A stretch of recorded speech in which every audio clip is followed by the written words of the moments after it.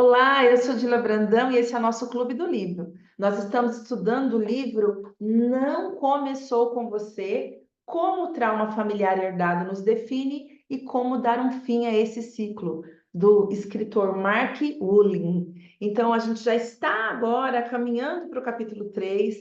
Nós vamos começar a estudar sobre a mente familiar, né? Nós estudamos na semana passada, no encontro passado, o corpo familiar e começamos a compreender como que as informações do sistema familiar chegam até nós através do movimento corporal, através da passagem das informações genéticas que nós recebemos. E hoje a gente vai trabalhar o capítulo A Mente Familiar e entender um pouquinho como que isso fica na nossa mente. O capítulo de hoje está incrível, eu já li ele umas 3 vezes antes de ler para vocês.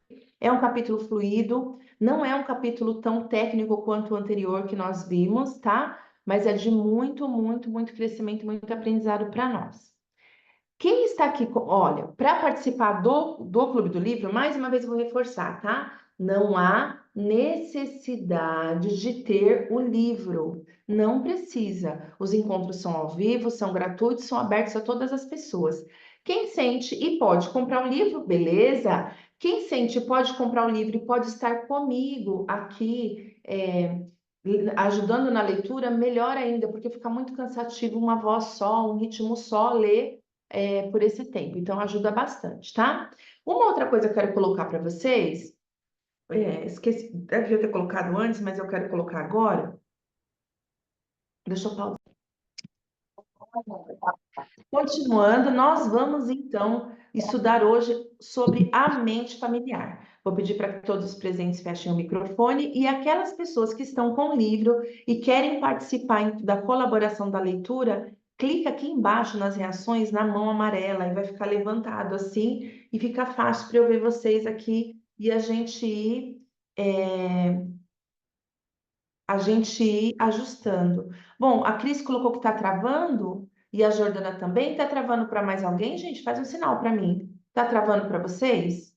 Não? Pode ser, meninas.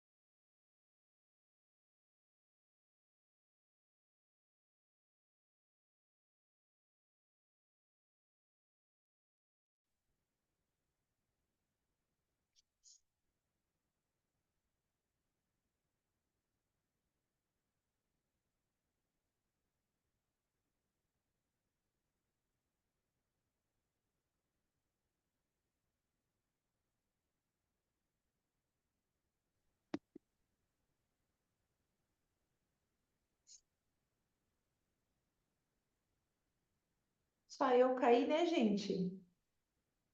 Sim,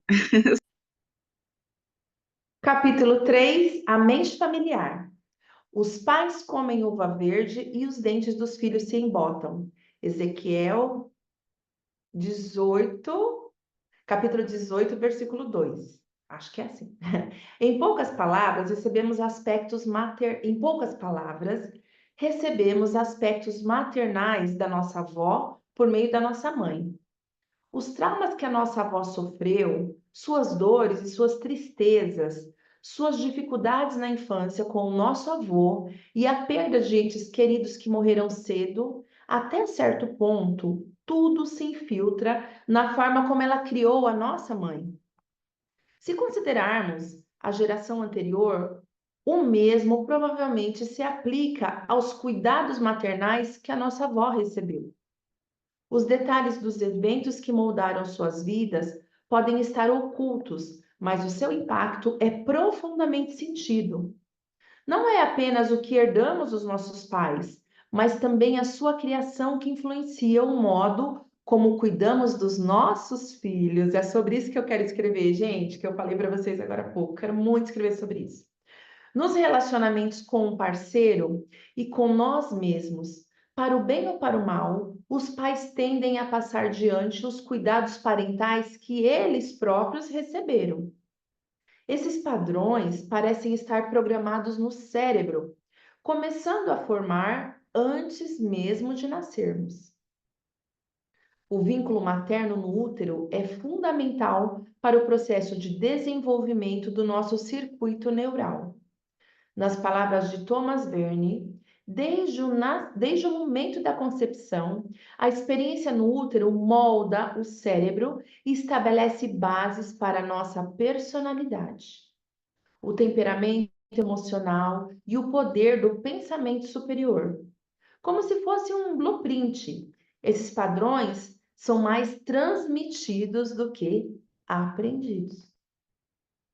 Os primeiros 9 meses após o nascimento são uma continuação do desenvolvimento neural que ocorre dentro do útero.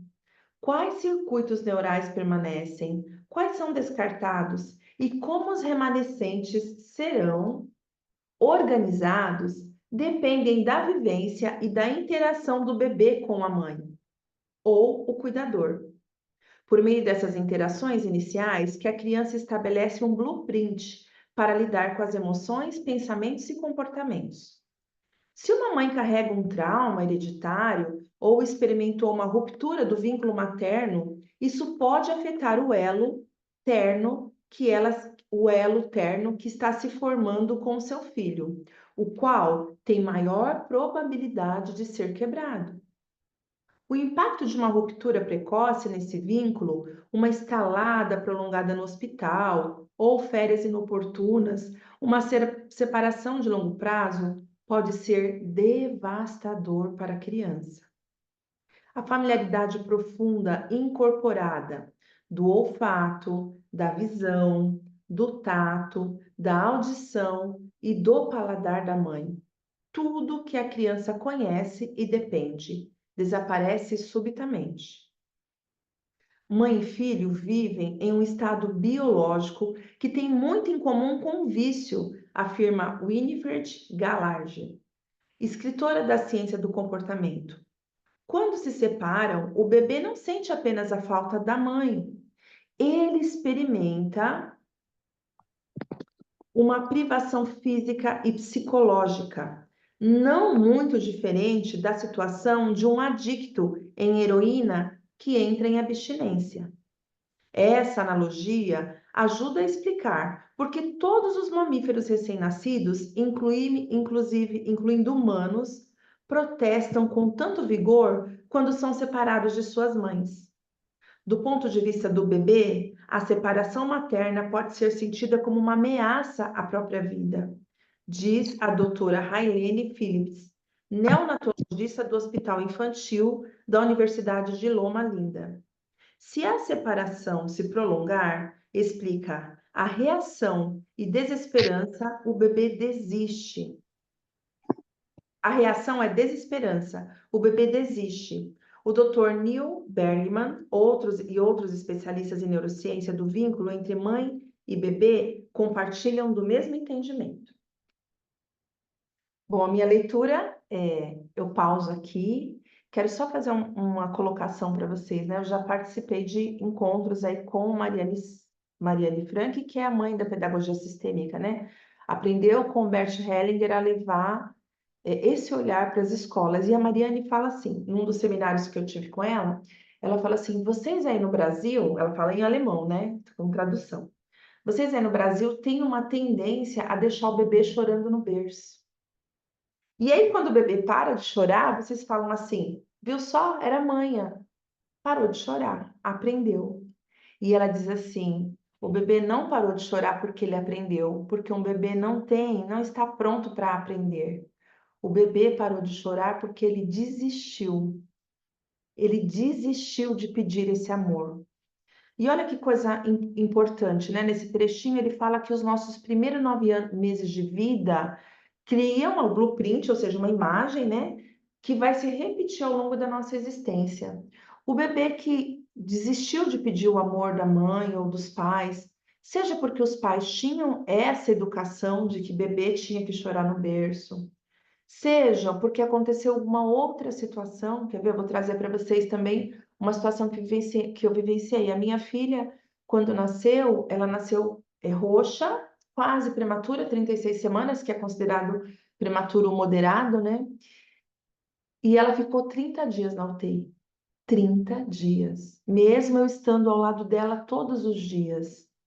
O vínculo de amor, ele não foi ele acredito, né, que ele não foi sentido por ela. Porque o bebê, o vínculo do amor do bebê, ela estava ali na caixinha neonatal, né, naquela caixinha transparente, e eu estava do lado, mesmo com a mãozinha que a gente tem um espacinho para pôr a mão, né, fazendo carinho na perna dela, falando para ela que eu estava ali. O vínculo do bebê com a mãe é um vínculo tão profundo, de laços físicos, sim. Então, estar com o bebê próximo ao corpo, né, onde o bebê sente a batida do coração, sente o cheiro, o pulsar, o movimento da mãe, que são movimentos não racionais. Isso traz para o corpo do bebezinho uma segurança. Coisa que no caso da minha filha, que ficou 30 dias na UTI, mesmo eu falando para ela o tempo todo que eu a amo, né? Ela tem 13 anos, eu reforço muito isso. Eu falo, filha, a mãe não te deixou em nenhum momento, a mãe não deixava te dar leite do hospital, a mãe tirava o leite do peito para entregar para você na incubadora, né? Mesmo por mais que eu me esforce, gente, olha que eu me esforço muito para tentar completar essa lacuna que ficou para ela, ainda assim eu tenho a consciência de que não é o mesmo vínculo, porque não é racional, é sensorial.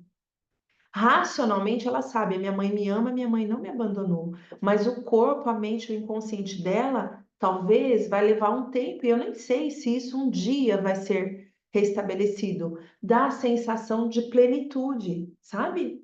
Sabe a sensação de plenitude que algumas pessoas que são muito bem resolvidas ou que se dão muito bem na vida, a gente olha e fala assim, mano, como aquela pessoa, tipo, se acha, né? Não é assim que a gente fala das pessoas que estão muito bem? Se acha, mas porque talvez aquela pessoa não teve uma experiência de movimento primário de amor interrompido, que é isso que a gente está conversando aqui.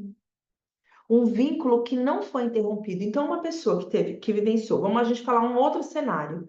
Uma pessoa que vivenciou uma gestação maravilhosa, sem traumas, eu não digo porque não existe, né? Somos humanos, tudo deixa marcas, mas uma pessoa que vivenciou dentro do ventre da mãe, dentro do ventre da avó, né? Uma família muito amorosa, e aí isso traz para mim um pensamento muito de tudo aquilo que a gente aprende com Jesus, né? Amar o outro como a ti mesmo, amar ao próximo como a ti mesmo, porque assim, os vínculos, né, são de amor. E quanto maior os vínculos de amor, menos trauma deixa de gerações e gerações, como a gente estudou na semana passada, inclusive a citação na Bíblia, que terceira e quarta geração recebe a informação, né, do trauma ou daquilo que foi vivenciado no sistema.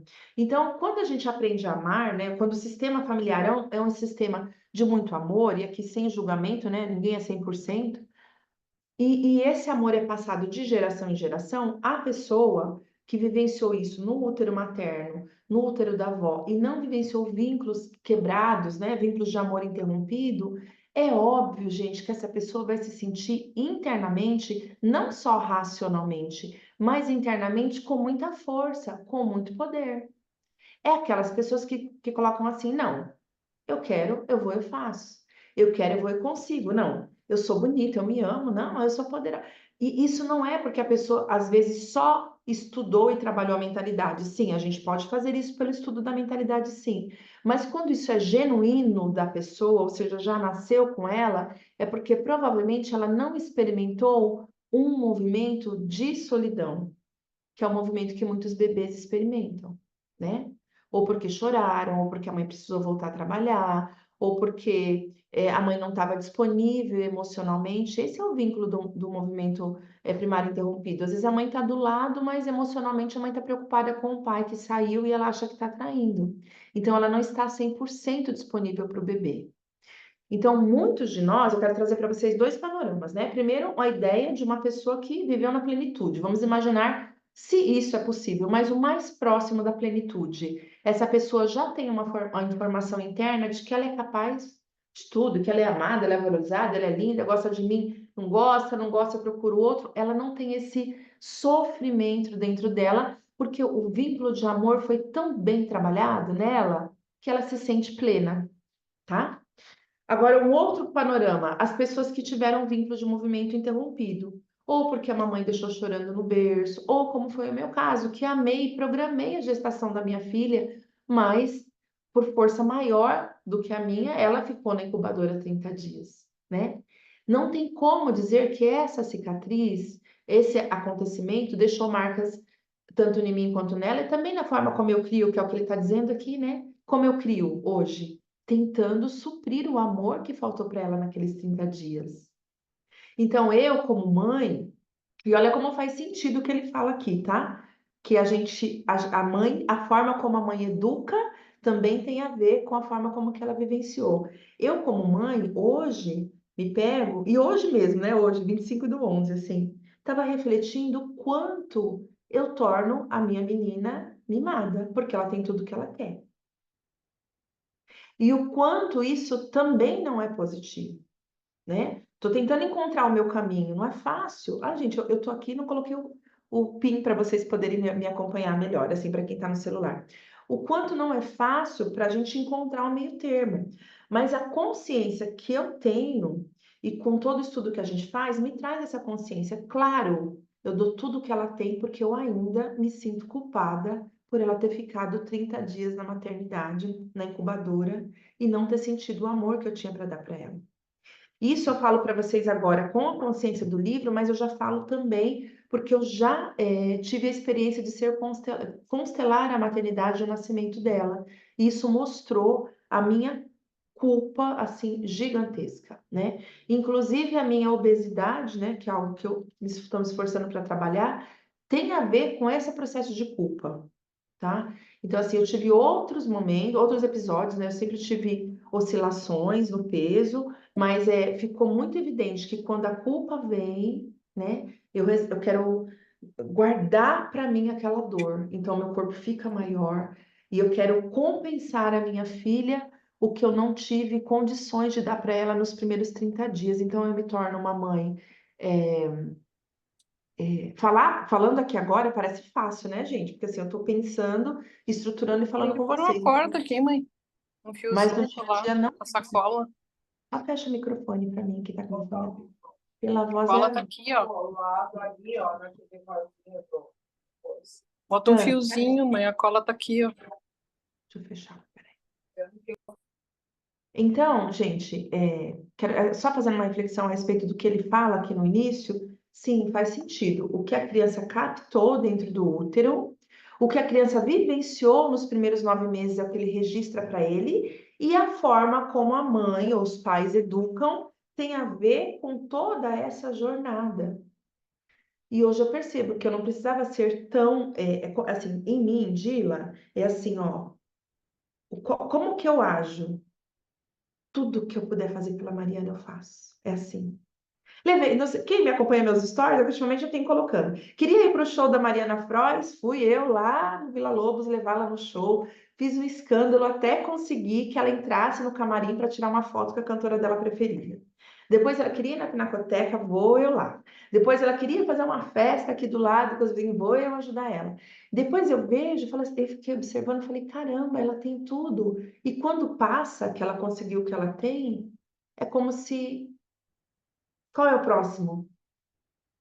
Eu estou compartilhando com vocês algo da minha intimidade para dizer para vocês que sim, eu compreendo que o que ele coloca aqui faz todo sentido. que o que eu vivi, ou melhor, o que eu não recebi, isso tem a ver com o meu sistema, tá, gente? O que eu não recebi da minha mãe, eu tento transmitir para minha filha, tentando fazer um movimento oposto. Com minha filha eu vivi isso, a Tassi. Tentando fazer um movimento. E o seu caso é um caso muito, né? A gente tem muito que aprender com o seu caso, viu, Tassi?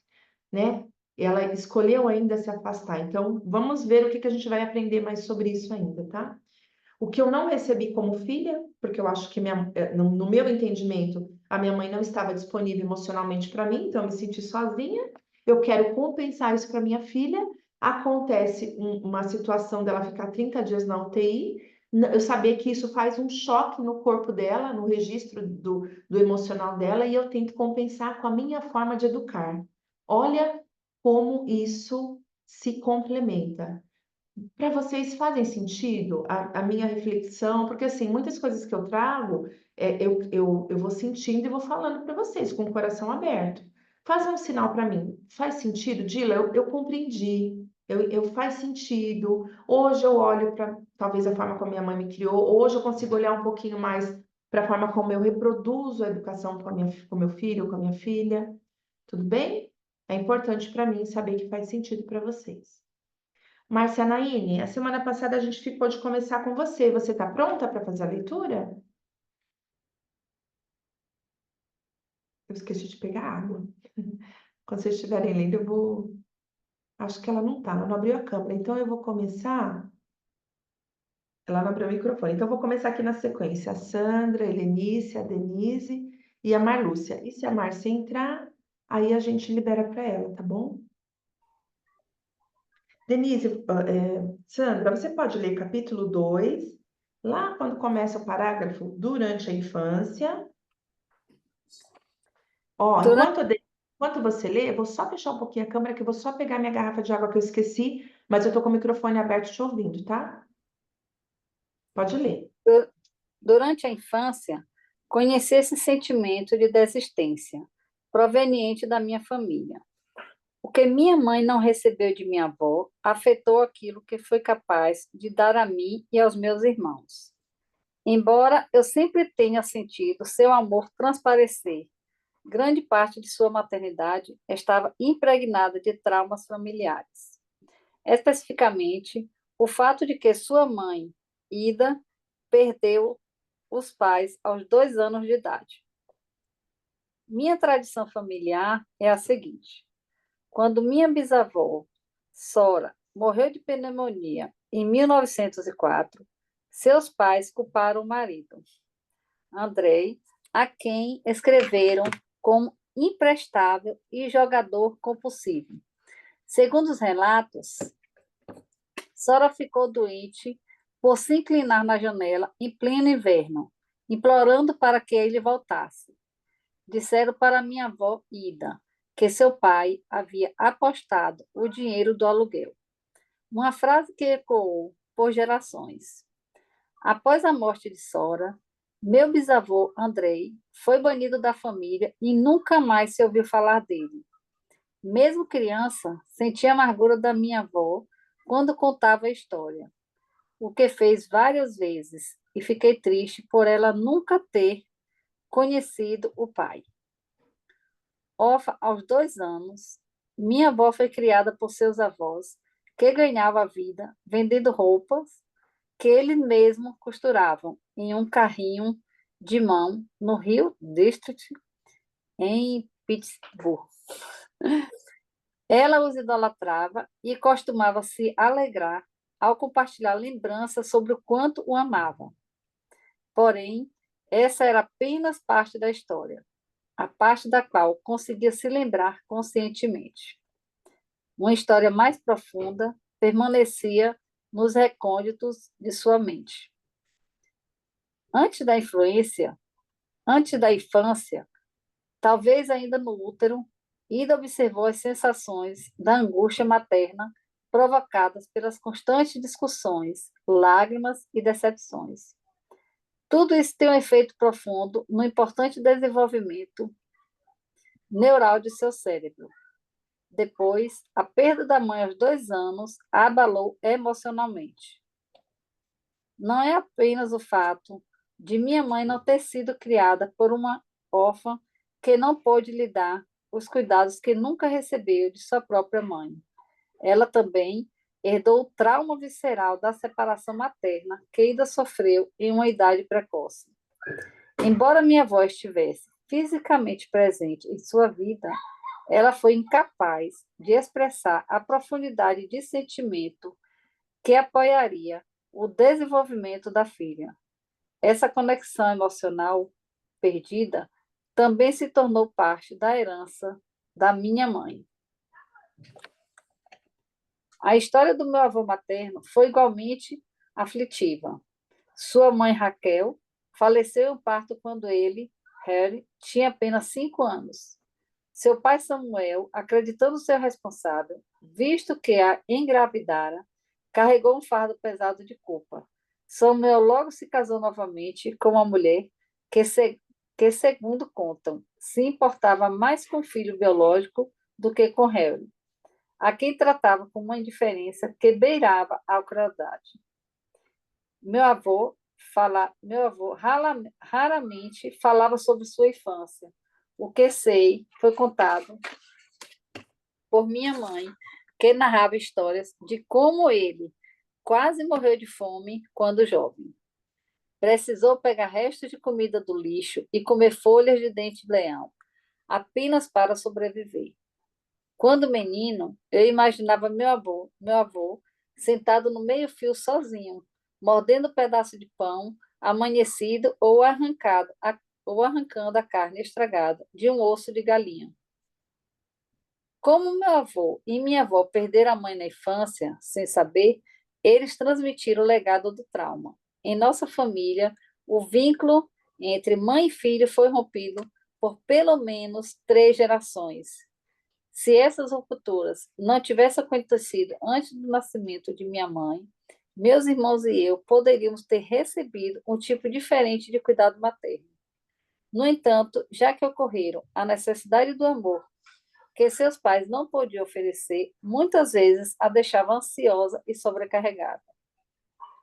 A fim de encerrar o ciclo do trauma hereditário em minha família e, por fim, me curar, percebi que precisava restaurar o relacionamento com minha mãe.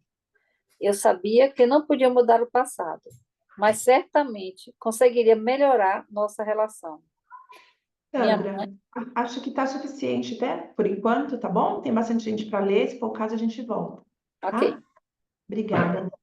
Você quer Não. continuar, Denise? Minha mãe, assim como eu, ele está contando a história dele, tá? Que o autor está contando que ele recebeu um tipo de educação da mãe dele por conta de todo esse histórico familiar, né? Minha mãe, assim como eu, herdou os padrões de estresse de minha avó. Ela costumava colocar a mão sobre o peito e reclamar da sensação de agitação em seu corpo. Percebo agora que estava inconscientemente revivendo o medo e a solidão que percorreriam nossa família. O terror de estar separada da pessoa de quem mais precisava, sua mãe. Aos 5 ou 6 anos, sentia-me tão apavorado quanto quando minha mãe saía, que eu entrava em seu quarto, abria a gaveta de camisolas e lenços e enfiava o rosto neles para sentir o cheiro dela. Lembro-me vividamente a sensação de que nunca mais haveria, de que seu perfume seria tudo o que me restaria. Quando adulto, compartilhei essas memórias com ela e acabei descobrindo que meu comportamento não era novidade. Quando minha avó saía, minha mãe também enfiava o rosto nas roupas dela. Como Só demonstrado um pela minha minutinho, história, Denise, só um minutinho. Esse ponto, eu já li tantas vezes esse capítulo, acho que quatro vezes, acho que já li a quarta vez que eu estou lendo. É muito interessante, né? Porque é muito interessante até o jeito que eles foram buscar o amor. Olha que situação diferente. Ele abria a gaveta da mãe, enfiava o rosto dentro da gaveta para sentir o cheiro da roupa da mãe, que eram os lenços, né? E aí, quando ele compartilha isso com a mãe, ele fala que a mãe fazia a mesma coisa em relação à mãe dela. Ou seja, Ambos sentiram a ausência da mãe, do amor materno, e o mais curioso, do meu ponto de vista, é a forma como eles encontraram para preencher isso. Por isso que quando a gente fala na pedagogia sistêmica, a criança está com dificuldade de adaptação, deixa eu levar uma camisetinha da mãe, deixa eu levar algo que tem o cheirinho da mãe, e aí parece algo tão absurdo, né? Tão sem sentido, tão sem noção. Faz todo sentido, faz toda a noção. Às vezes, estar ali próximo da mãe traz a criança para o lugar dela, a criança volta, né? Para de viajar mentalmente, emocionalmente buscando a mãe e traz a mãe, e traz a conexão dessa mãe, e aí a criança pode estar presente na escola. Então, por isso que a gente, na sistêmica, a gente fala, para melhorar uma adaptação, deixa a criança trazer um cheirinho da mãe, ou uma foto da mãe, ou algum objeto que represente o sistema familiar, porque a gente entende que isso complementa, né? E achei muito, muito interessante aqui o mesmo, exatamente a mesma forma, abrir a gaveta e enfiar o rosto para sentir o cheiro da roupa. A mãe e o filho compartilhavam da mesma situação, né? Do mesmo comportamento. Então, às vezes a gente não quero trazer algum exemplo aqui muito claro, mas às vezes a gente critica. Ah, você está fazendo igual seu avô, ou sua avó. Ah, você está fazendo assim. A gente critica, mas hoje o nosso entendimento percebe que é muito maior. Às vezes a criança não reproduz a forma que o pai agia ou a forma que o avô agia para nos pirraçar, como muitas vezes a gente pensava. Esse movimento ele é muito mais inconsciente e muito mais transmitido, tanto no corpo familiar quanto na mente familiar, do que a gente imaginava, né? Você vê que aqui o Mark, ele não sabia que a mãe dele fazia isso. Depois de adulto, depois de velho, depois que ele perdeu a visão, depois que ele voltou a restabelecer o vínculo com a mãe dele, que ele descobriu isso. Então não foi para afrontar ninguém. Simplesmente foi um comportamento que veio herdado junto com o trauma. Tá bom?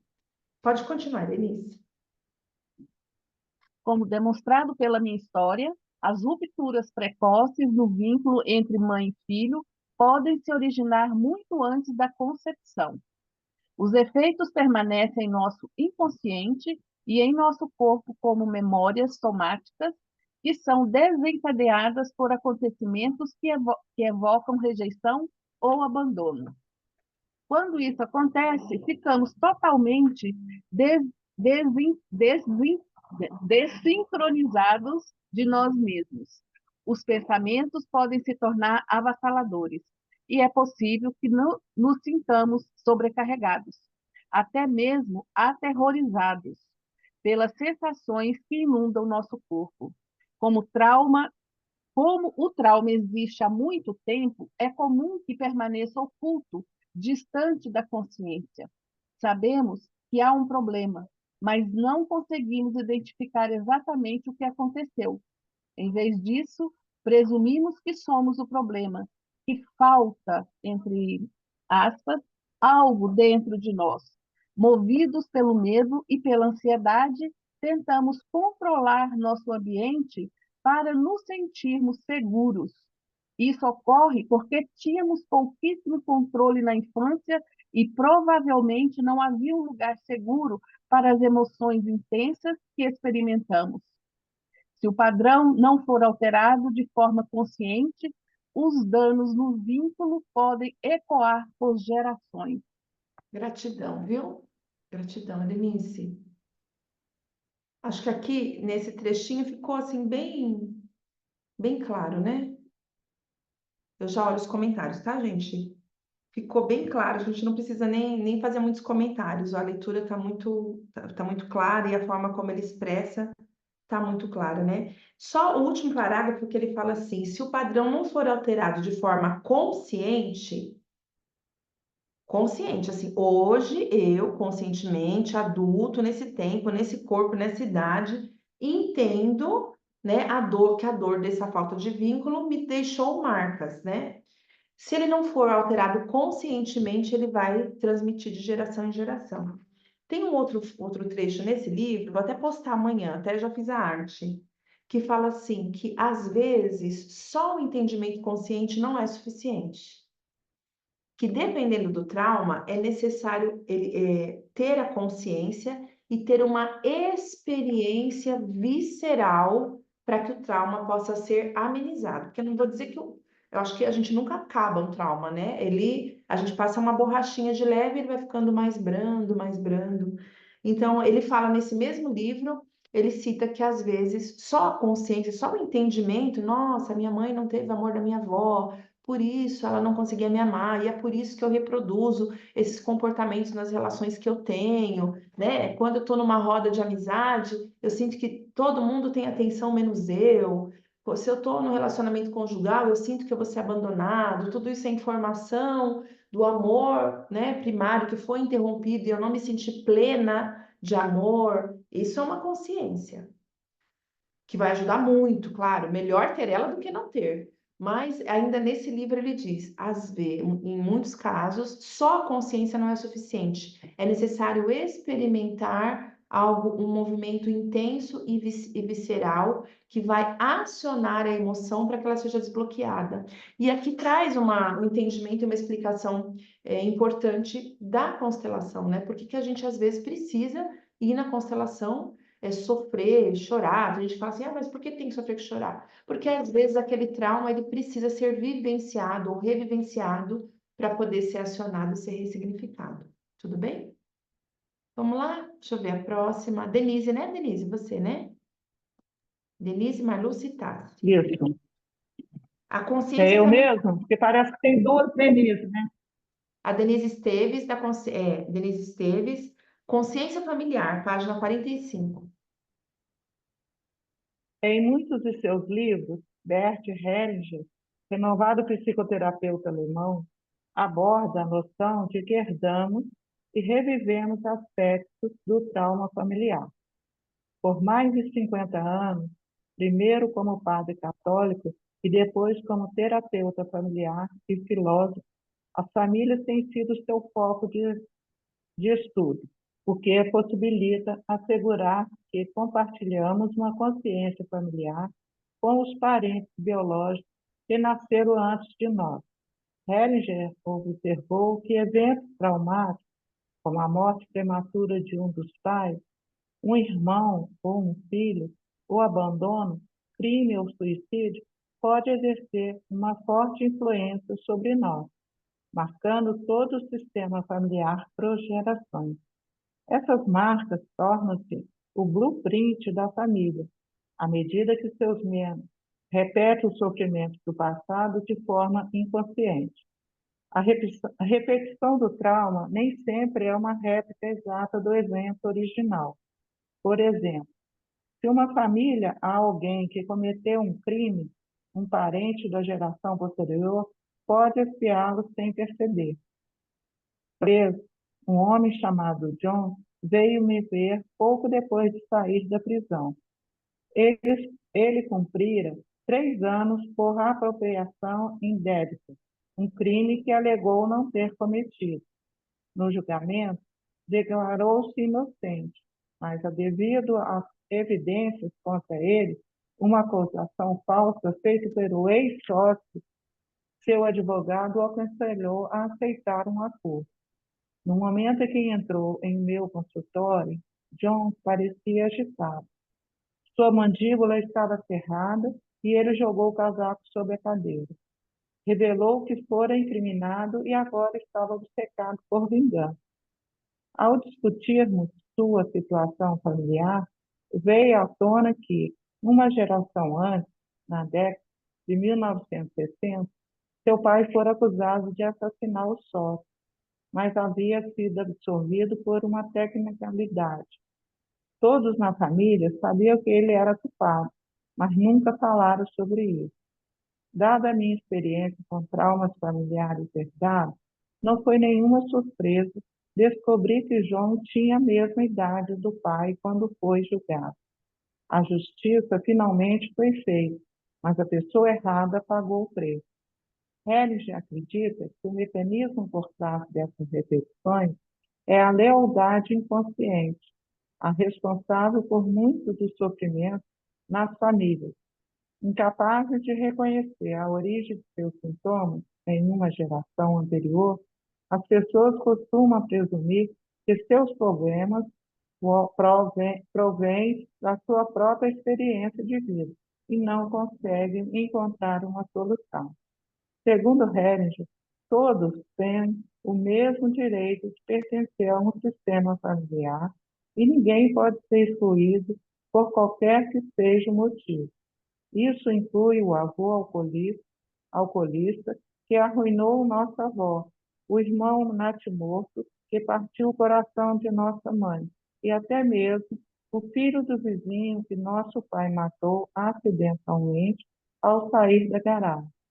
O tio criminoso, a meia-irmã mais velha de nossa mãe, o bebê que abortamos, todos pertencem à nossa família. E a lista continua. Mesmo Acho que aqui, já tá geralmente, suficiente. Aí a gente volta depois, tá bom? Tá suficiente. Hoje tem tá, bastante gente para ler. Deixa você descansar um pouquinho. E aí, se precisar, a gente volta com quem já leu, tá bom? Gratidão, Denise.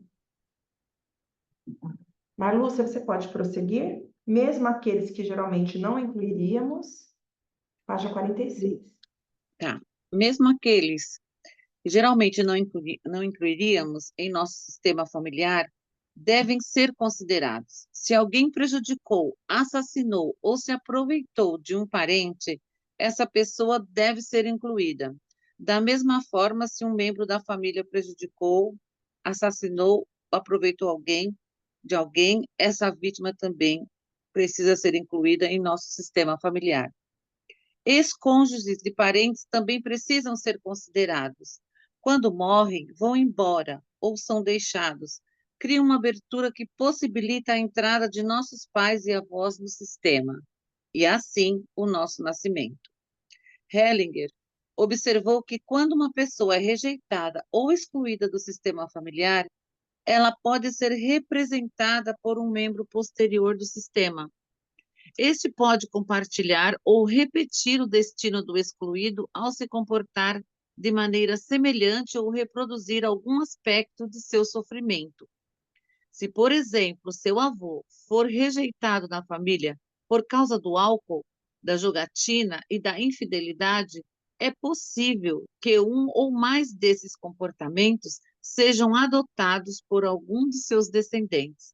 Dessa forma, o sofrimento familiar se mantém nas gerações subsequentes. Na família de John, o homem assassinado por seu pai agora fazia parte do sistema familiar. Quando foi incriminado pelo sócio, cumpriu pena na prisão e teve pensamentos homicidas de vingança. Ele estava inconscientemente revivendo aspectos da experiência paterna que ocorrera há 40 anos. Ao relacionar a sua própria experiência com a de seu pai, John finalmente se libertou dos pensamentos obsessivos e pôde seguir em frente. Dois destinos haviam sido concatenados como se ambos compartilhassem da mesma sina, enquanto essa conexão estava oculta. A liberdade emocional de John permanecia limitada. Hellinger enfatiza que cada um de nós deve carregar seu próprio destino, independentemente da gravidade. Ninguém pode tentar assumir o destino de um pai, avô, irmão, tio ou tia, sem que haja algum tipo de sofrimento, o qual Hellinger denomina emaranhamento.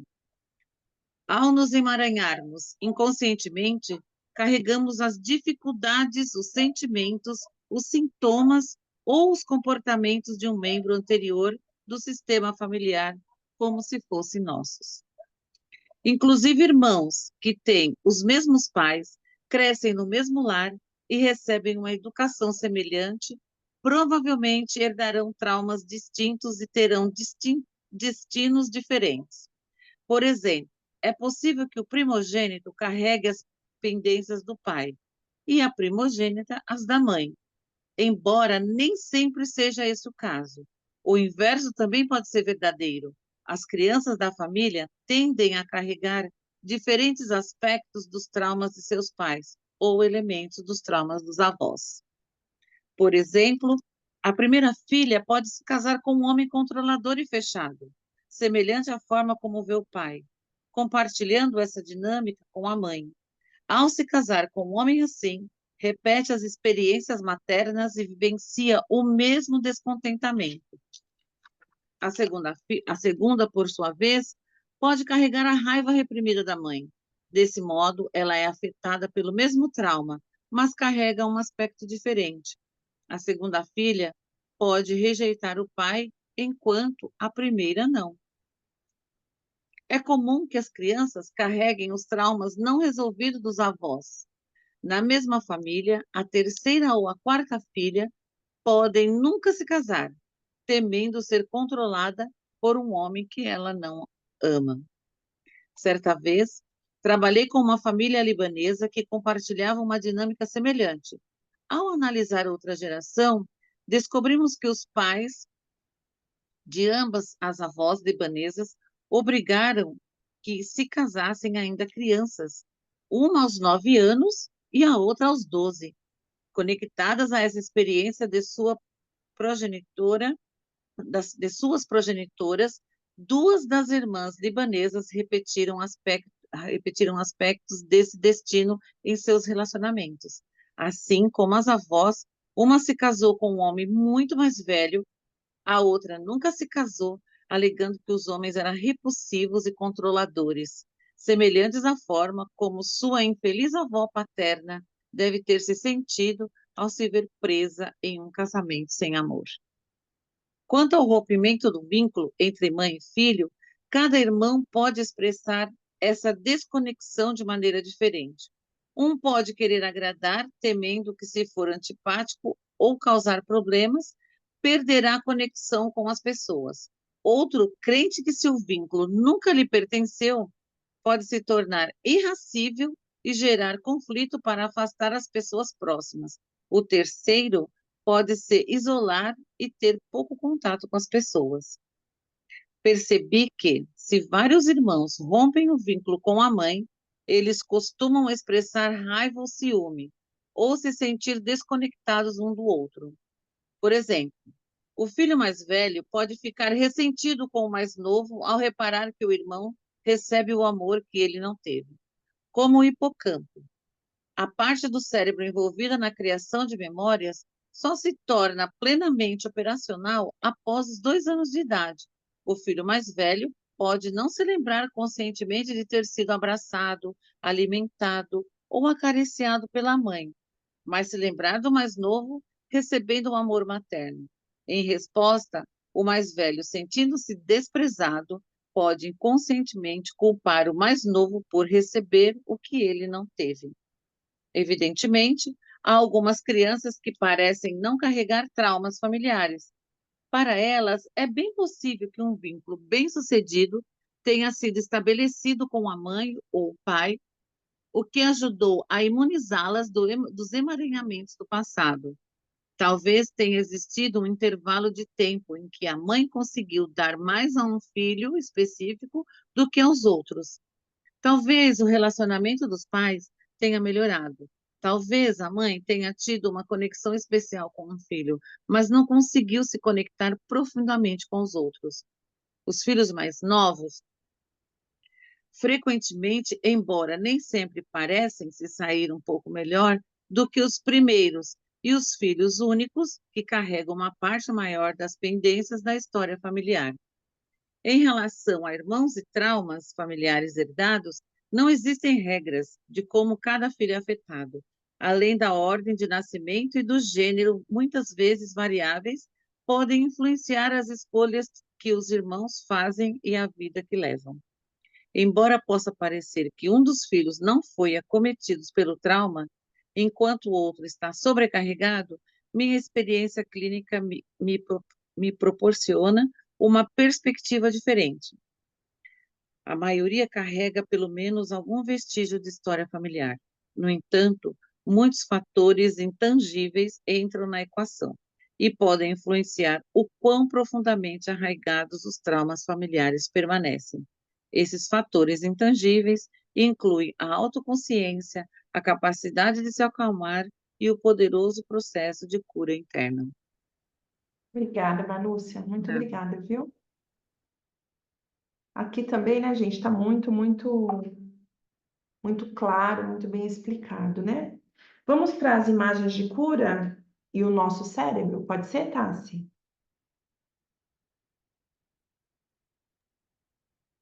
As imagens de cura em o nosso cérebro.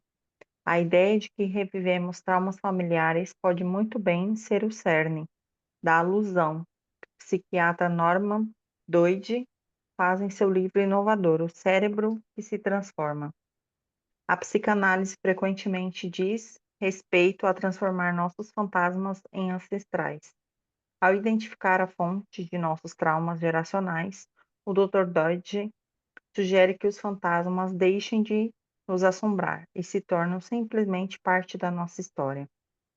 Um modo fundamental de atingir esse objetivo é permitir que uma experiência ou imagem forte o suficiente nos abale, a ponto de ofuscar as antigas emoções e sensações traumáticas que habitam no nosso interior. Nossa mente tem uma grande capacidade de se curar por meio de imagens. Quer estejamos imaginando uma cena de perdão, conforto ou desapego, ou apenas visualizando um ente querido, as imagens podem se fixar profundamente em nosso corpo e penetrar nossa mente. Em meu trabalho, constatei que o alicerce da cura é ajudar as pessoas a desenterrarem a imagem com a qual mais se identificam. A noção do poder da cura das imagens era válida muito antes que as tomografias pudessem prová-la.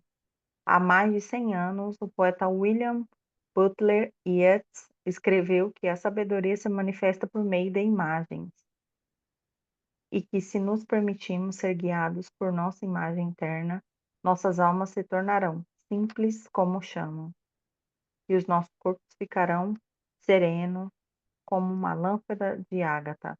Em 1913, Carl Jung cunhou o termo imaginação ativa, uma técnica que usa imagens, geralmente de um sonho, para estabelecer um diálogo com a mente inconsciente, trazendo à luz o que está envolto em trevas.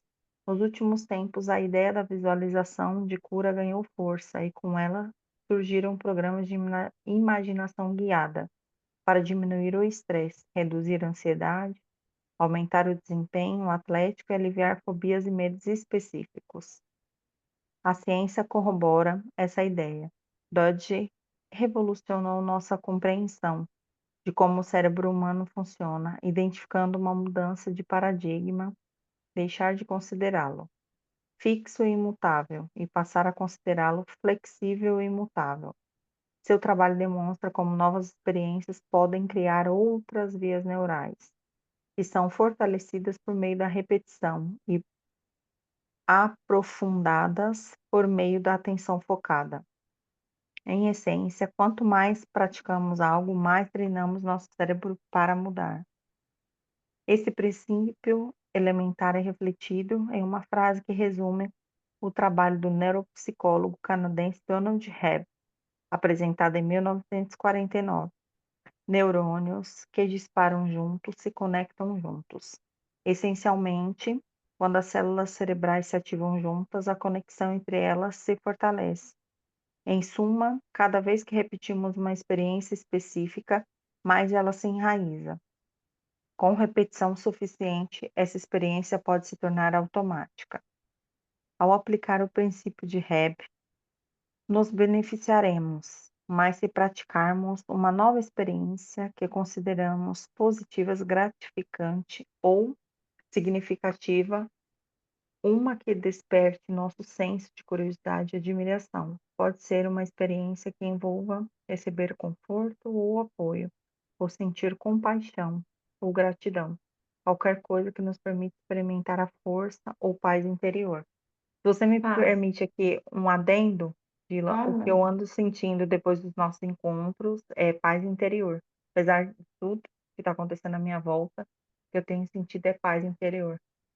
Hoje eu entrei no quarto da minha filha, arrumei tudo, troquei a roupa de cama, com a sensação de estar preparando o quarto para ela, porque eu não sei como, não sei quando, mas ela vai voltar.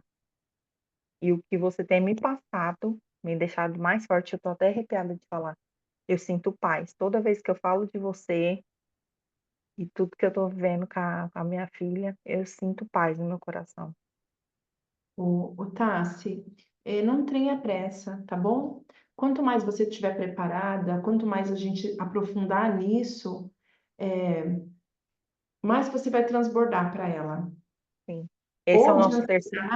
Ou de ansiedade, se ela chegar agora, às vezes muita ansiedade porque você ainda não está pronta. Então, confia no seu amadurecimento, confia que quanto mais pronta você tiver, mais você vai conseguir criar uma conexão com ela, tá bom?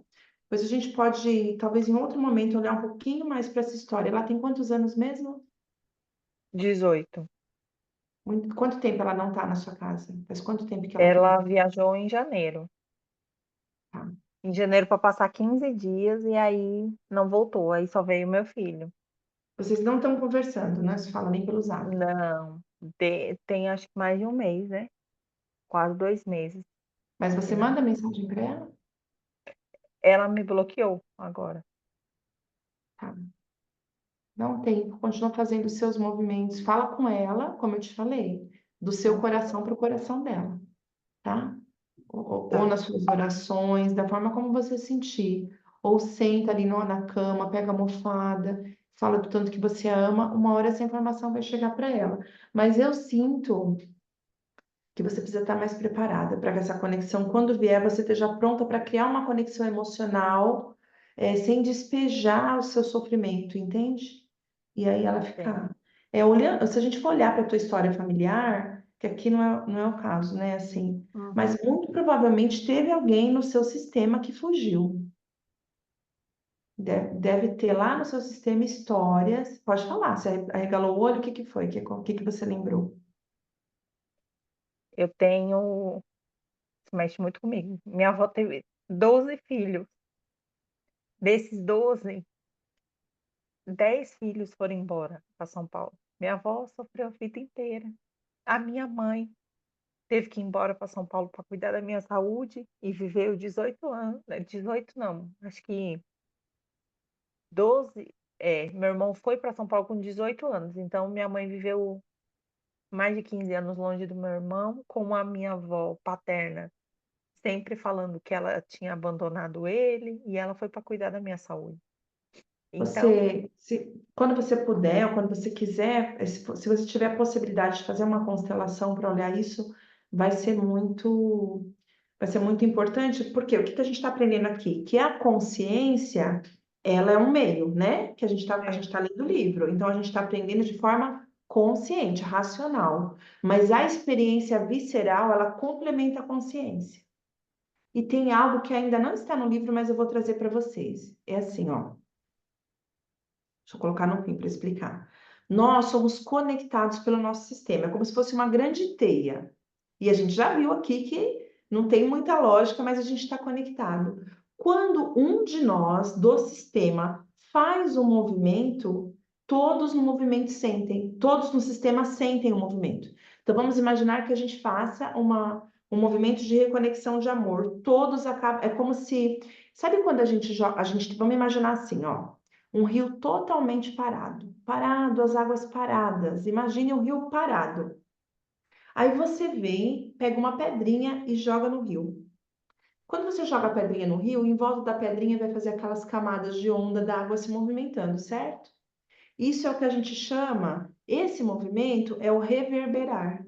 É o movimento que você fez inconsciente, por exemplo, no seu caso, vamos imaginar que você escolha fazer a constelação. Você vai jogar uma pedra nesse rio. E o movimento da água é o reverberar, é a informação que vai chegando para os outros membros do sistema familiar. No seu sistema familiar existe muito forte a sensação de rejeição e abandono. A sua menina, não culpe ela tem apenas 18 anos, ela está reproduzindo a força desse sistema. Você mesmo disse, de 12, 10 filhos foram embora. Imagina uma mãe que tem 12 filhos, acha que vai ter a velhice amparada, amada, cercada de pessoas, 10 vão embora. A tua menina está reproduzindo a sensação de afastamento, de abandono, de rejeição, do jeito dela. Tá bom? e eu quero quebrar esse ciclo que eu não quero que ela passe por isso. não quero que o meu filho passe por isso. Eu preciso muito de uma constelação. É como eu falei para você, só que eu estou no interior do interior, não sabia como ia chegar até mim, mas Deus preparou e estamos aqui, né?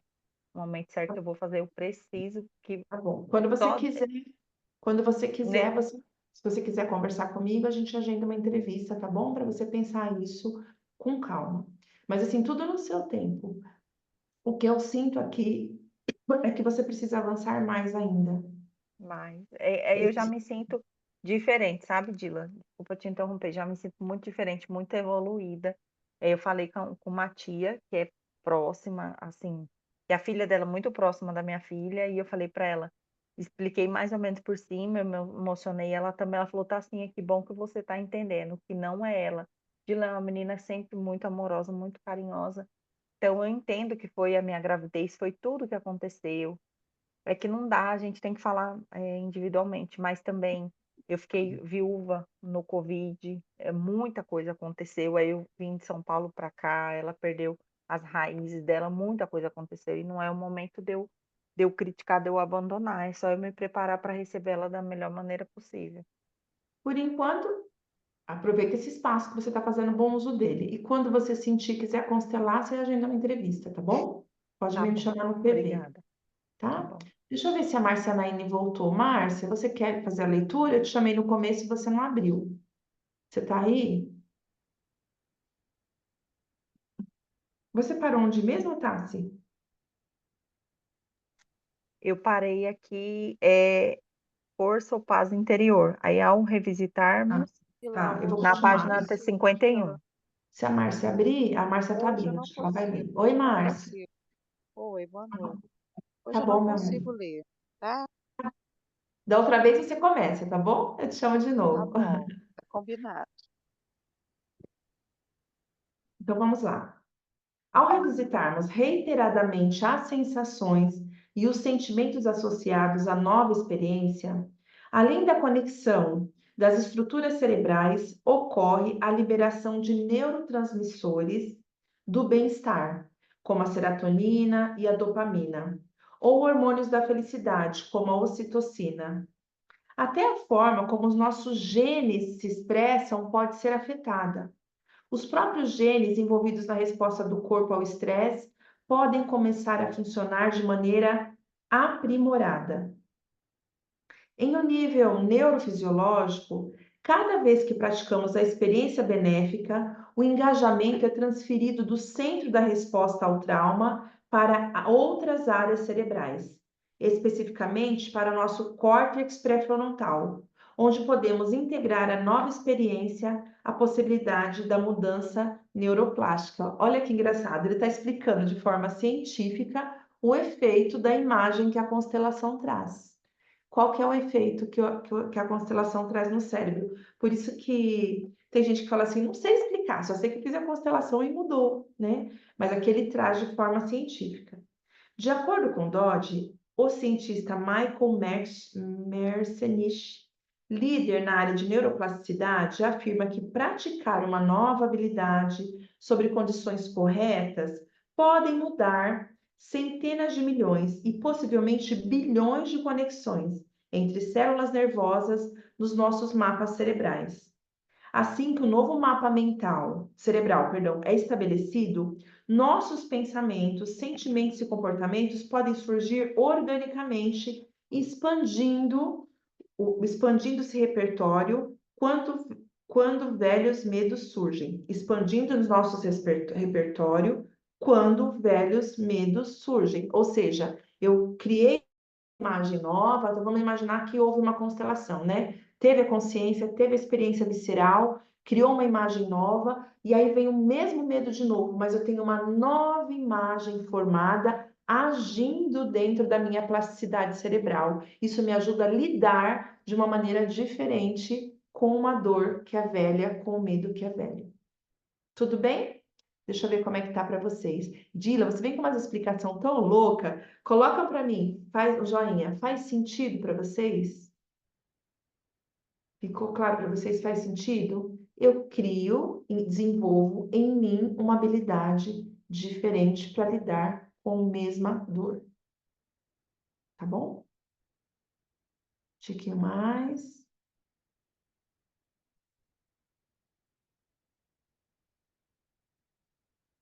Ao fazermos ligação com os aspectos subjacentes de nossos medos e sintomas, adquirimos novas possibilidades de resolução. Às vezes, nova compreensão por si... Olha só que legal. Às vezes, a nova compreensão por si só é suficiente para alterar as antigas imagens dolorosas que mantemos e iniciar uma liberação visceral que pode ser sentido no âmago do nosso corpo. Em outros casos, fazer a ligação apenas aumenta a compreensão, o que exige ferramentas adicionais para integrar totalmente o que aprendemos. Precisamos de frases, por isso que na sistêmica a gente fala e repete, né? Rituais, por isso que às vezes eu dou exercício sistêmico para cada um de vocês de acordo com a situação. Às vezes quando eu faço, por exemplo, uma intervenção com um de vocês, para cada um é um exercício diferente. Práticas ou exercícios que auxiliem na criação de uma nova imagem interior, o que a gente faz no final de cada encontro para todos juntos, que deve preencher como um reservatório de calma e se tornar um ponto de referência pacífico, ao qual podemos recorrer continuamente, com novos pensamentos, novos sentimentos, novas sensações e um novo mapa cerebral enraizados. Começamos a estabelecer uma experiência interior de bem-estar que revitaliza com as antigas reações traumáticas e seu poder de nos desviar do caminho. Quanto mais percorremos as vias neurais e viscerais de nosso mapa cerebral, mais nos identificamos com os bons sentimentos que o acompanham. Com o tempo, os bons sentimentos se tornam familiares e começamos a confiar em a nossa capacidade de retornar a um terreno sólido, mesmo quando os nossos alicerces foram temporariamente abalados. Doge menciona que podemos mudar os nossos cérebros apenas pela imaginação. Se apenas fecharmos os olhos e visualizarmos uma atividade, o nosso córtex visual primário se ilumina, exatamente como se estivéssemos realizando a ação. Tomografias demonstram que, independente de estarmos imaginando um evento ou de fato vivenciando, as mesmas regiões do cérebro e os mesmos neurônios são ativados. Doge descreve a visualização como um processo que usa a imaginação e memória. Ele afirma que recordar, visualizar ou imaginar experiências agradáveis ativa muito dos mesmos circuitos sensoriais, motores, emocionais e cognitivos que foram disparados durante a real experiência agradável. A imaginação é o início da criação, escreveu o dramaturgo George Bernard Shaw em 1921, muito antes de a neuroplasticidade ser considerada possibilidade. Shaw apresentou o princípio: realizarmos aquilo que imaginamos. O próximo tópico é imagens de cura dos nossos genes. Deixa eu ver aqui na nossa linha. Sandra, você consegue ler um trechinho? Falta bem pouco, tá, gente, para a gente terminar. Esse capítulo foi bem fluido, né? Não é tão técnico quanto o outro, a gente vai terminar bem no tempo. As imagens de cura dos nossos genes. Aí você lê, Sandra, até cura, o primeiro parágrafo, depois a Tassi lê o segundo, a Marlúcia lê o terceiro e a Denise lê o quarto, tá bom? Ah, faltou a Helenice, faltou um trechinho para voltar na Helenice. Você lê um trechinho, então vamos dividindo aqui, eu vou parando para todo mundo ler mais um pouquinho. Sandra, pode começar, lê até cura, tá? Certo. As imagens de cura e os nossos genes. Segundo Dodge, a mudança plástica causada por nossa experiência visa fundo no cérebro e chega até nossos genes, moldando-os também. Em seu livro best-seller, The Gene Your Genes, que analisa a pesquisa sobre a ligação entre as emoções e a expressão gênica, o Dr. Dadson Jones Descreve como a visualização, a meditação e o foco em pensamentos, orações e sentimentos positivos, que denomina intervenções epigenéticas internas. Podem ativar genes e beneficiar nossa saúde. Preencher nossas mentes com imagens positivas de bem-estar, afirma, pode produzir um ambiente epigenético que reforça o processo de cura. Ótimo. Em outras palavras, oração nunca é demais. Tá bom? Seja qual for a sua fé, seja qual for o seu credo, seja qual for a sua crença, a nossa ampliação de consciência, ela é fundamental para o nosso processo de evolução espiritual, de crescimento mesmo como ser humano, e a oração, ela sempre vai complementar. Uma, pelo que ele está explicando aqui, que as imagens que a gente forma, né? Quando a gente está orando, a gente cria imagens na nossa mente. Outra, pela força como isso vai chegar. Então, assim, oração nunca é demais. Então, Tássia, com tudo que você está fazendo, né? Você só pode acrescentar um pouquinho mais, orando de acordo com a tua fé, entregando a tua filha, entregando o teu sistema familiar, tá bom? Hum. Eu leio o segundo parágrafo, Dylan. A Tássia, tu perguntou? Sim, Pode ser, pode ser. vamos lá. Uma quantidade considerável de pesquisas tem demonstrado como a meditação afeta positivamente a expressão gênica. Um estudo da Universidade de Wisconsin, Madison, publicado na Eita, meu Deus, Psychoneuroendocrinology em É isso 2013. aí.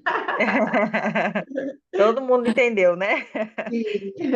Revelou que apenas 8 horas de meditação foram suficientes para provocar evidentes mudanças genéticas e moleculares, incluindo níveis reduzidos de genes pró-inflamatórios, que capacitaram os meditadores a se recuperar fisicamente de situações estressantes com mais rapidez. Church diz que, ao meditar, estimulamos partes cerebrais que produzem felicidade. Ótimo. Devia ter deixado esse trecho aí para Marlúcia, porque a Marlúcia é poliglota. Agora o trecho que a Deveria. gente vai ler não tem inglês, Marlúcia. Ô, É só Marlúcia, ela traduzir aí fala pra o que eu me gente, enrolei. como que é a palavra? Psiconeuro, É psychoneuroendocrinology. viu? Tá bom para você? Psychoneuroendocrinology. Vamos lá. Lê mais um Ao longo trechinho, Marlúcia? Isso. Ao longo de nossas vidas, continuamente geramos novas células cerebrais. Muito desse novo crescimento ocorre no hipocampo. Quando aprendemos, alteramos os genes que são expressos ou ativados em nossos neurônios, afirma Dodge. Quando é ativado, um gene produz uma nova proteína que altera a estrutura e a função da célula. Esse processo é influenciado pelo que fazemos e pensamos. Podemos modelar nossos genes, que, por sua vez, modelam a anatomia microscópica de nosso cérebro. Tá ótimo. Denise, você lê o próximo parágrafo? E a Helenice lê o último, tá bom?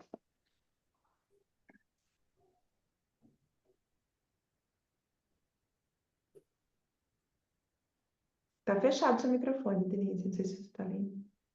Segundo Raquel Yuda. Tá fechado. Então, deixa eu estar com dificuldade para abrir. Termina de ler esse, então, Marlúcia, até coisa. Segundo Raquel. Vamos lá. Segundo Raquel e Hilda, não somos capazes de modificar nosso DNA, mas podemos mudar a forma como o nosso DNA funciona, o que é praticamente a mesma coisa. Ok. Helenice? Continua. Sou eu, né? Como constatamos, uma vida totalmente desprovida de traumas é basicamente improvável. Eles não descansam, nem mesmo com a morte. Pelo contrário, continua a busca continuam a buscar um terreno propício para a resolução das gerações seguintes. Felizmente, os seres humanos são resilientes e capazes de curar a maioria dos traumas, o que pode acontecer a qualquer momento de nossas vidas. Precisamos apenas dos insights e das ferramentas certas. Mais adiante, compartilharei as práticas que foram essenciais no trabalho com meus pacientes, a fim de proporcionar, em primeira mão, a experiência de cura dos traumas que podem integrar sua herança familiar. Peraí. Ok. Olha só, aqui ele fala assim, a gente terminou o capítulo, tá? Encerrou, foi tranquilinho o capítulo de hoje, mas olha que interessante, ele fala assim, ó, precisamos apenas de insights e de ferramentas certas. Então, por isso que participar do Clube do Livro nos ajuda tanto, porque quando a gente está aqui na leitura, traz para nós os insights, né? Conexões que a gente vai fazendo, vai trazendo os insights. E aí, claro, que com as ferramentas e com a nossa busca do autoconhecimento, a gente vai melhorando, a gente vai, como eu falei, deixando aquelas marcas um pouquinho mais leves, tá bom? Tudo bem para vocês? Vamos tirar uma fotinho antes do nosso exercício? Meu Deus. Tirar óculos. Então, vamos lá. Quero dizer para vocês o seguinte, que eu pensei, né, sobre a constelação que eu falei para a Aglaê, né, que eu daria a resposta essa semana. Essa semana não foi uma semana muito legal para mim, porque eu não tive muito bem, mas eu tô aqui pensando. Eu tive dois pensamentos, assim. Ou a gente lê capítulo 5, 4 e 5, e aí encerra a parte 1, porque o livro são em 4 partes. E a gente faz a constelação, ou a gente faz uma constelação na semana que vem, e depois a gente lê capítulo, deixa eu ver aqui, ó, deixa eu dar uma olhadinha no calendário. Depois a gente lê os outros capítulos. O que eu quero falar sobre a constelação? Na constelação, não sei que quem nunca, algumas pessoas nunca participaram, né? É um movimento assim forte. Mas na constelação, todos que estão presentes acabam sendo, recebendo também. A gente fala que quem está ali recebe um presente, trabalhando também os seus sistemas, tá bom? Então, se eu perceber que eu estou melhor, que eu acredito que eu consigo para a semana que vem, uma das minhas possibilidades era, deixa eu ver que dia que é hoje. Hoje é 25, né? Pera. Hoje é 25, né? 25. A gente vai entrar em dezembro, né? Então, se fosse assim, ó. 2 de dezembro, a constelação. 9 e 16, capítulo 4 e 5, a gente encerraria a parte 1 do livro. Aí dá para a gente pausar e voltar depois das festas. O que vocês acham? Vou pôr lá no grupo, tá? Provavelmente vai ser assim. Provavelmente na segunda a gente faz a constelação, e aí a gente já tinha combinado que seria com a Aglaê, e aí depois a gente sente aí vocês participam, e aí a gente continua depois, tá bom? Provavelmente vai ser dessa forma, eu coloco lá no grupo. Só ver como é que eu vou estar, se eu vou estar com muita dor essa semana, mas eu acredito que eu consigo me organizar dessa forma, tá? Por quê? Porque aí, olha só como vai ser de grande crescimento para todos. Além do estudo que a gente está tendo do livro, que traz insights e dos exercícios, a constelação é uma supervivência, né? A constelação você vai lá no nível visceral, que é aquele outro nível que ele fala, além do racional no visceral.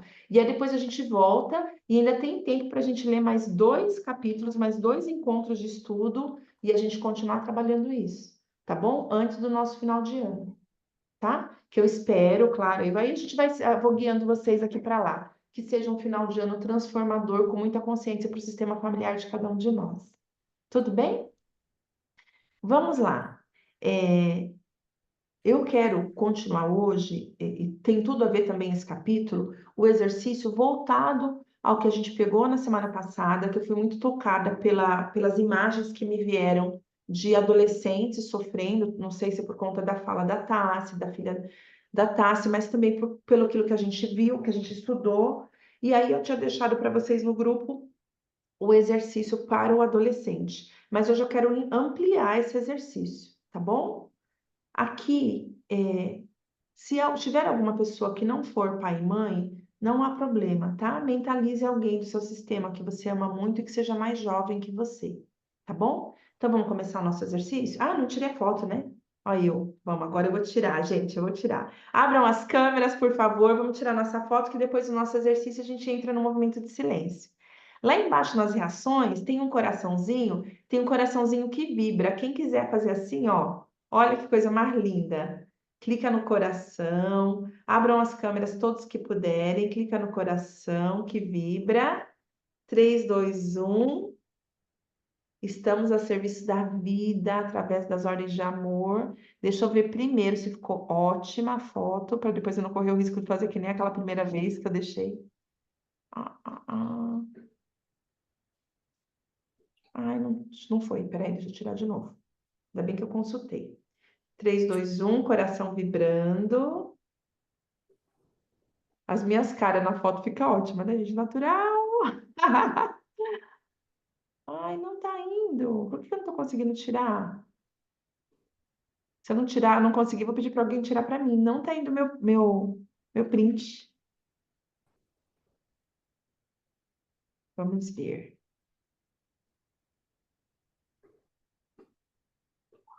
Oi. Sim, foi. Agora, espera um pouquinho que eu vou tirar da segunda lâmina para aparecer todo mundo, tá? Segunda lâmina. 3, 2, 1. Ativando o coração vibrando. 3, 2, 1. Vamos lá. Vou pôr a arte, né? Vou pôr nos stories. Vou pôr no... Deixa eu ver se foi. Pronto, foi. Primeira e segunda, saiu todo mundo, tá? Vou fazer a artezinha, vou pôr nos stories. Quem puder compartilhar, repostar, @DilaBrandãoEduque. Quem não me segue, segue lá, @DilaBrandãoEduque. Ativa o sininho para quando eu fizer a postagem chegar para vocês. Aliás, eu quero agradecê-los, né? Porque eu fiz aquela postagem sobre da taça de vinho, falando do trauma familiar que é herdado de pais para filhos. Gente, eu fiquei impressionada. Deixa eu falar para vocês quanto tempo. Muita gente reproduziu, né? Deixa eu ver quantas foram. Deixa eu ver. Quem não viu, corre lá no meu Instagram para ver como quebrar o ciclo. 142 é, encaminhamentos de aviãozinho foi nessa postagem, tá bom? Então, clica lá no ativa o sininho, que aí toda vez que eu postar, vocês vão receber, tá bom? Coloca lá, ativa as notificações. Deixa eu dar uma olhadinha antes do exercício nos nossos comentários. Tá, você viu seu comentário. O medo de perder sua filha. Você tá conectada. Na verdade, tá, se você está conectada à sua avó. Você está conectada à sua avó. O seu medo foi tão grande que aconteceu. A sua conexão é com a sua avó. Aglaê, meus irmãos mais velhos, fomos criados do meu pai, conheci meu pai. Sim, mesmo quando não são criados, os filhos trazem informações. Você vê que o rapaz, no livro, ele cheirava a gaveta e a mãe tinha a mesma informação. Gente, tanta coisa para fazer, cheirar a gaveta e outra vai ter a mesma informação. O Gilson, às vezes a criança dorme na escola por causa das preocupações com a mãe. Muitas vezes. Gente, eu tô com um caso. Inclusive, o próximo livro, né? Não esse que está pronto já, o outro que eu vou começar a escrever, é baseado na minha vivência na escola, né? Casos que eu acompanho de perto. Então, assim, vou trazer muitos casos reais, né? Claro, preservando a identidade, né, da família, mas casos reais de vivências que as crianças não estão disponíveis, gente, para o aprendizado. Se a criança está em sofrimento pelo sistema familiar, ele não vai render, ele não vai estar ali aberto para aprender matemática, ele está preocupado se a mãe está em depressão, por exemplo, tá bom? Tudo bem? Então vamos lá. 2 pés no chão. Eu vou fazer um movimento, tá? Continuação do que a gente começou na semana passada. Eu passo por isso, estou tentando curar, Jordana. Ok. Tá aqui para isso, né, Jordana? Consciência. Gente, consciência é bom? Consciência é bom. Ter uma experiência visceral é bom? É maravilhoso. Portanto, se depois do nosso encontro, se em algum momento durante a sua semana, às vezes não é nem no nosso encontro, vem uma memória, bateu uma dor, dá uma vontade desesperada de chorar, meu amor, vai lá e vive visceralmente isso, sabe? Não quer que ninguém veja? Entra debaixo do chuveiro, deixa o chuveiro bem morninho, abre o chuveiro, tranca a porta, e deixa aquela água quente cair na cabeça e junto deixa a lágrima vir. A experiência também precisa ser visceral. Às vezes a gente quer agir só na racionalidade e transformar a nossa vida. Às vezes não, a gente é ser humano, precisa viver a experiência visceral. Ah, tô com muita dor, tô muito triste. Pega a almofada, abraça e chora quietinho ali como um bebê. Se for necessário entrar na posição fetal, entra na posição fetal. Isso é viver visceralmente o seu trauma. Isso é você revisitá-lo com um novo nível de consciência para reestruturá-lo. Tudo bem? Comigo ou semigo. Isso pode acontecer durante a semana. Dila, me veio uma sensação, me veio uma vontade de chorar. Ok, consciência que se requer de mim aqui. Vou lá, vivo a experiência. Tá bom? Se a experiência for de dor, for uma experiência de consciência sobre ela. Nossa, eu tenho vontade de fazer. Gente, eu tenho muitas constelações, muita experiência de atendimento de constelações. Eu já falei que eu não tenho mais quantidade, mas eu devo ter atendido 300, assim, vamos colocar, mais ou menos, de constelação. Se não foi por volta disso. Eu já vi pessoas. Bom, tem aqui a Sandra. Sandra, você permite você fazer um comentáriozinho? Isso, gente, eu vou pedir licença para isso, mas vai ser de grande valia para vocês. Da sensação que você tinha na ponte, lembra? Oi? Você aceita comentar? Você pode comentar? Sobre o quê? Me lembra aí. Uma sensação que você falava que você tinha na ponte, às vezes uma inclinação de Ah, querer se sim, sim. jogar, e depois a constelação você viu que era de um familiar seu e Porque, você porque eu não tinha lembrou. entendido qual era a palavra que você tinha dito, da ponte. É, eu sempre tive a sensação da ponte, o rio aqui estava cheio, e aí eu fui ver o rio, estava muito lindo. E aí eu fiquei no meio do rio, da ponte, e aí eu tive a vontade de me jogar. E aí eu pensei, aqui ninguém vai dar tempo, ninguém me socorrer. Só que, estudando as constelações, minha mãe relatou que ela teve grávida e abortou, e foi enterrado esse bebê embaixo dessa ponte, aqui na cidade que eu moro. Então, minha memória veio daí. A partir daí tomei a consciência, eu fiz muitas orações, hoje eu já passo tranquila.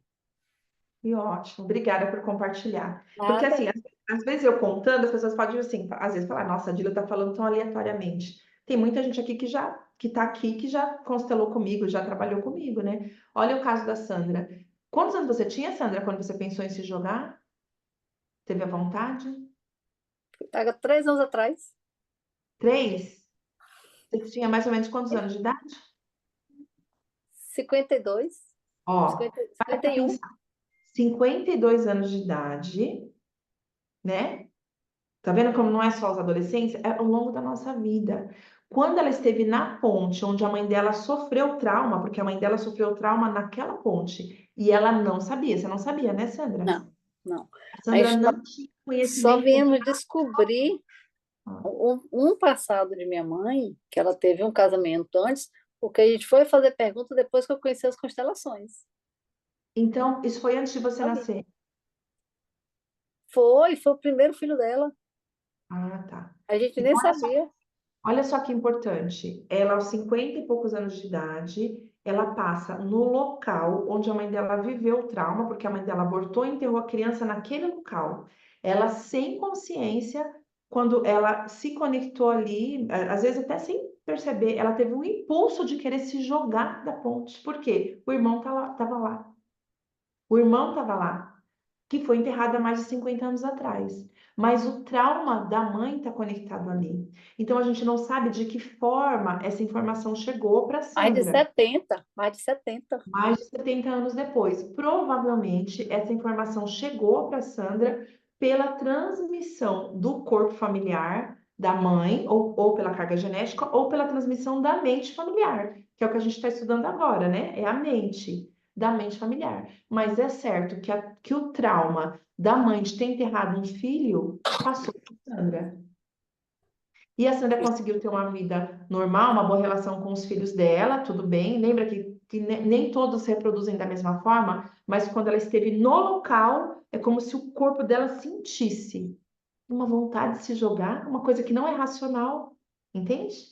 Então, hoje, quando a gente olhar para os adolescentes que, né, que se automutilam, que têm pensamentos suicidas, depressivos, nosso olhar se amplia, gente. A Sandra tinha por que se jogar da ponte? Ela não sabe. Ainda bem que ela tinha a consciência que ela tinha. Ela foi buscar profundamente essa consciência. Odila, é interessante também porque eu tinha muito pensamento suicida. Eu tive um irmão que se suicidou, né? E depois das constelações, sabe? É tipo assim, como se eu conversasse. Não tenho mais esse pensamento. Eu lembro que depois da constelação você falou isso, né? Você chegou a mostrar isso. Não tenho mais. Quando vem, eu tenho a consciência. Eu disse, não, isso não é mais aquela, sabe? Como se fosse uma emoção e eu fosse fazer. Não, É eu porque estou você consciente. É porque agora você não está mais como uma marionete na mão do trauma familiar. Pode até vir o impulso, mas você sabe lidar com ele. É o que ele fala aqui no livro. Você criou novas estruturas para lidar com isso, né? Tá bom? Muito forte os vínculos familiares, sim. Vamos lá, então. Obrigada por compartilhar a sua experiência, viu? Nada. Eu fiz a constelação da Sandra, a gente trabalhou o seu irmão também, né? Lembra dessa história da ponte e que os pensamentos dela, que eram negativos, foram se amenizando. Por que que eu pedi para a Sandra falar? Porque pode ser que durante a semana você também acione uma memória tensa, negativa, dolorosa, ou com um ímpeto, né, de olhar para baixo. O que que é olhar para baixo, né? É isso que aconteceu com a Sandra. Qual que é o ímpeto de olhar para baixo? Olhar para baixo, olhar para a morte. Então, às vezes, uma dor, uma vontade de se jogar, uma vontade de se machucar, um eu não quero mais viver. Esse é quando a gente olha para baixo, a gente está olhando para a morte. Mas como aconteceu com ela, né? Mesmo sem consciência, ela quis se jogar da ponte. Se isso acontecer ao longo da semana, se alguém acionar uma memória dolorosa, desafiadora, lembra do que a Sandra falou para vocês. Opa, a minha consciência agora entende que eu estou captando uma dor que talvez não seja minha. E qual é o meu movimento? Eu olho com respeito para essa dor que está olhando para baixo, né? Olhar para baixo, olhar para a morte, mas eu escolho olhar para frente e seguir na vida. Respira, põe os pés no chão, faz o movimento corporal de quem quer viver. Como é o movimento corporal de quem quer viver? Ó, deixa eu ajustar. O movimento corporal de quem quer viver é um movimento de frente, de ir para a vida, ó. Cabeça erguida, pés no chão, pés paralelos, ó. Vida, tô aqui. O que mais eu posso receber de você? Vida. Esse é o movimento de vida, tá? O movimento de olhar para baixo tô aqui, ó. Né? Tô olhando para baixo. E se alguém se conectar com esse movimento, volta conscientemente, firma os pés no chão, os pés paralelos ao corpo, levanta aqui, levanta a cabeça, inspira, faz todo aquele trabalho que a gente já aprendeu aqui, ó, de regular a respiração, encontra o centramento, olha para frente, pensa nos projetos, sonhos, vida. Eu estou aqui, eu olho para frente, tá? Com respeito ao olhar para baixo. Se sentir olhar para baixo, eu sinto muito a dor do meu sistema, eu vejo a dor do meu sistema, eu me conectei à dor do meu sistema, eu sinto muito, mas eu, na minha consciência, escolho olhar para frente. Eu escolho fazer diferente. Eu escolho me trabalhar e liberar as próximas gerações. Ok? Fez sentido para vocês? Então vamos lá. Pés firmes no chão. Respirem, solta o ar. Mais uma vez, inspira pelo nariz. Solta pela boca, abdômen relaxado. A língua dentro da boca bem molinha, as bochechas molinha. A testa, pescoço, ombros, braços e mãos. Relaxa tórax, abdômen, quadris, coxas, joelhos, pernas e pés. Inspirando pelo nariz, soltando pela boca, numa respiração confortável. Encontra a sua respiração confortável. Encontra, mesmo que demorar um pouquinho, cada um no seu tempo encontra a sua respiração.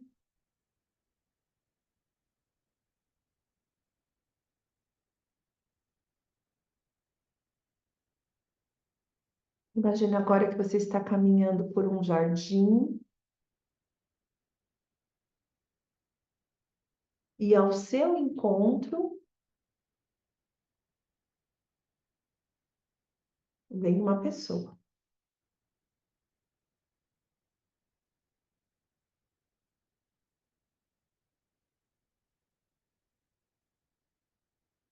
Quando você olha de perto, você entende, você reconhece que aquele rosto é familiar, que aquela pessoa é familiar.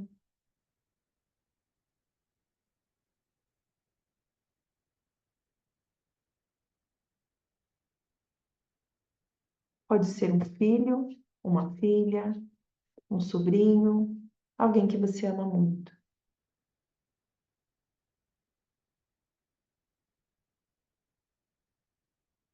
Olhe para ela.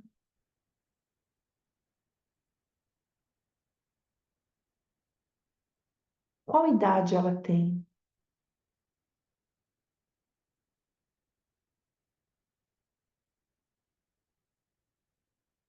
E olha para você, mantendo uma certa distância ainda dessa pessoa, como você estava quando tinha essa mesma idade? Quais eram as suas emoções? Quais eram as suas sensações? Você consegue lembrar a roupa que você estava? Como, o que que você pensava, o que te afligia? Como era?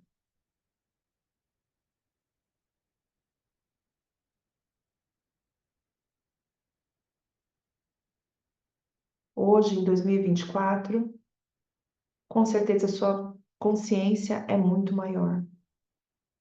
Se hoje você pudesse dizer algo para você naquela idade, o que você diria? Essa pessoa que está na tua frente agora, ela precisa ouvir isso. Então diga para quem está na tua frente, seja seu filho, sua filha, sua sobrinha, o que você tem para dizer para ele? Assim como você naquela idade também teve suas dores, o que você pode dizer para ele? Diga para ele aquilo que você diria para você com a consciência que você tem hoje. Pode falar em voz alta, ou pode imaginar, trazer imagens. Imagina que você está colocando o dorso da sua mão no rosto dessa pessoa, tocando com amor, olhando nos olhos e diga assim: eu vejo você e eu vejo a sua dor.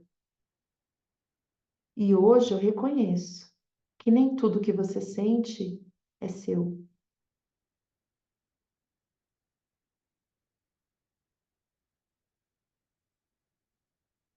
Muito você carregou por amor ao nosso sistema familiar. Eu vejo você.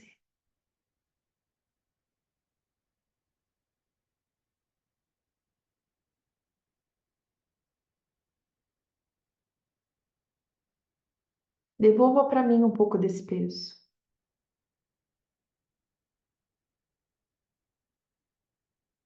Imagina recebendo esse peso dessa pessoa, dessa criança, desse adolescente, dessa pessoa querida. Recebe. E você se vira para trás no mesmo jardim. Quando você se vira para trás, tem outra pessoa. Você passa o peso para ela. E atrás dela tem outra pessoa que passa o peso. E atrás dela tem outra pessoa e outra pessoa. E esse peso vai voltando e vai liberando as próximas gerações. Volte a olhar para frente, olhe para a pessoa que você imaginou, olhe profundamente nos olhos dela, respira fundo, pode segurar nas mãos, olhando nos olhos. Diga assim: Agora, você pode carregar um pouco menos. Por amor a mim, por amor a você, eu desejo que a sua vida seja muito mais leve. Porque a nossa já foi pesada. Você não precisa reproduzir isso. Inspira pelo nariz, solta pela boca e diga para quem você está imaginando. Você não precisa reproduzir essa dor. Você não precisa reproduzir essa dor. Inspira, solta o ar e faça como você sentir. Pode dar um abraço, pode pegar no colo, pode sentar aí no jardim, da forma como você sentir. Acolha esse descendente que você imaginou agora.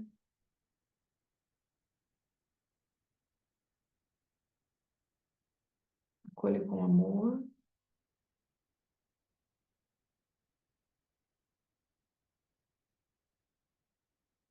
E agora aponte para ele o caminho lá do jardim. Mostra para ele, vá, siga em frente. Pode ir com mais leveza agora. E deixa ele indo, se afastando de você, mas vendo que ele não precisa mais carregar tanta dor, tanto trauma. Você o acolheu. Você o compreendeu. A sua consciência influenciou esse sistema. Deixa lindo, deixa lindo. E você inspira pelo nariz, solta pela boca, com seus pés no chão nesse jardim, sentindo mais leveza, plenitude, sentindo que o peso voltou, que os que estavam antes resolveram isso. E você também pode seguir a sua vida. Respira mais uma vez, solta o ar. Quando fizer sentido para você, pode abrir os olhos e voltar aqui para o nosso encontro.